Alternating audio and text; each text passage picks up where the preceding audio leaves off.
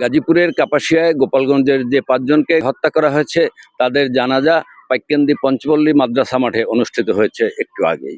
এই জানাজা শেষে ৫ জনের মরদেহ ৪টি খাটিয়ায় করে কবরস্থানের দিকে নিয়ে যাওয়া হচ্ছে।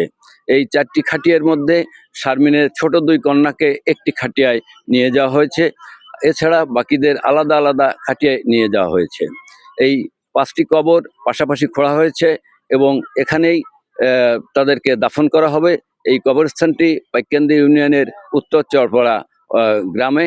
তো এই কবরস্থানে তাদের দাফন সম্পন্ন হবে। তবে এলাকাবাসী জানিয়েছেন যে যারা হত্যা করেছে এই ফোরকান বা তার যে সঙ্গীরা ছিল তাদেরকে যেন আইনশৃঙ্খলা বাহিনী দ্রুত খুঁজে বের করে এবং শাস্তি নিশ্চিত করে। এদিকে ফোরকানের গোপীনাথপুরের বাড়িতে গিয়ে দেখা যায় ঘরের তালামারা, তার বাবা মা কেউ ওই বাড়িতে নেই, ঘর দুটি তালামারা রয়েছে। আমার কাছে এই ছিল সর্বশেষ। আমিনুল হাসান শাহিন, পাইককেন্দি, গোপালগঞ্জ।